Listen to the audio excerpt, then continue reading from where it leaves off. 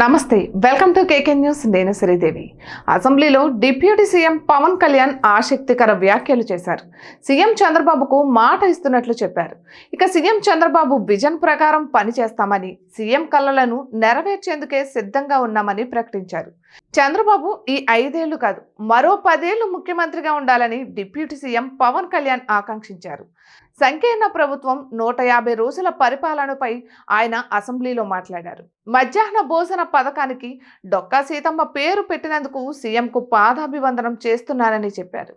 సంక్షోభం వస్తే నాయకుడు ఎలా ఉండాలో చంద్రబాబు నిరూపించారని అన్నారు. బుడమేరు వరద సమయంలో ఆయన చూపిన చొరవ అమోఘమని కొనియాడారు. ఇక ఆఫీసులో కూర్చుని ఆదేశాలిచ్చే సత్తా ఉన్నప్పటికీ ప్రజల్లోనూ అధికారుల్లోనూ ధైర్యం నింపేందుకే బురదలో తిరిగారన్నారు. ప్రభుత్వం నుంచి శిథిలమైపోయిన రోడ్లు, గంజాయి, ఇసుక దోపిడీల రివర్స్ టెండరింగ్లు, నిర్వీర్యం అయిపోయిన పంచాయతీలు, ఆలయాల్లో అపవిత్రం, మద్యం దోపిడీలు వారసత్వంగా వచ్చాయని పేర్కొన్నారు.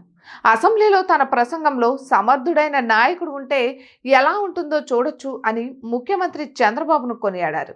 ప్రపంచవ్యాప్తంగా తెలుగువారు ఉండడానికి ముఖ్య కారణం చంద్రబాబేనని, విజయవాడ వరదల సమయంలో సాగించిన పరిపాలనా తీరు ప్రశంసనీయమని చెప్పారు. ఇక గత ప్రభుత్వం నిర్లక్ష్యం వల్లే బుడమేరు ముంపునకు గురైందని, సంకీర్ణ ప్రభుత్వంలో ప్రతి నెల 1వ తేదీనే జీతాలు ఇస్తున్నామని స్పష్టం చేశారు. ఇక వైసీపీ ప్రభుత్వంలో జీతాలు ఎప్పుడు వస్తాయో తెలియడం లేదన్నారు.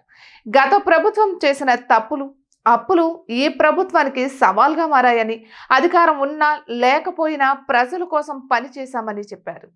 మరో 10 ఏళ్లు పవన్, చంద్రబాబు సీఎం అని ప్రకటించడం సహజంగానే రాజకీయ వర్గాలను ఆశ్చర్యపరిచింది.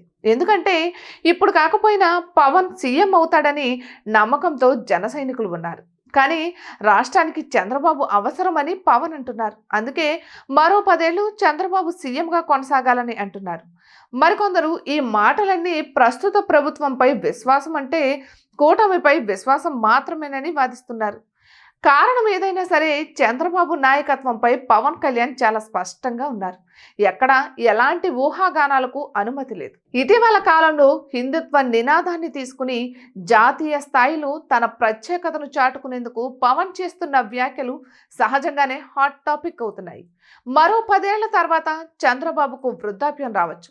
తనను సీఎంగా చేసిన పవన్కు తన కుర్చీ త్యాగం చేయవచ్చనే ఆశనే ఏమో కానీ పవన్ మనసులోని ఈ కోరిక మాత్రం ఇప్పుడు వైరల్ అవుతోంది. సీఎం సీటు వద్దు, బాబే ముద్దు అనడం వరకు ఓకే, కానీ వృద్ధాప్యంతో బాబు మరో 10 ఏళ్లు సేవ చేయగలడా లేదా అన్నది డౌట్. ఎందుకంటే ఇప్పటికే 75 ఏళ్లు బాబుకు నిండాయి. సో పవన్ మాట సిగ్గుతో కూడిన భయం వల్ల, భక్తి వల్ల వచ్చిన గౌరవం కావచ్చు అని కొందరు సెటైర్లు వేస్తున్నారు.